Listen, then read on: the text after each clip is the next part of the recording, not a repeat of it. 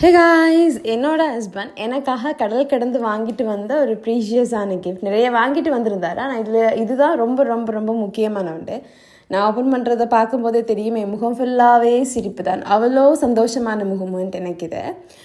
Before few இயர்ஸாக எனக்கு ஒரு ஆசை இருந்தது, கண்ணாடியில் மேக் பண்ண கெட்டில் யூஸ் பண்ணணும் அப்படின்னு. அது கொஞ்சம் லக்ஸூரியஸாக இருக்கும்.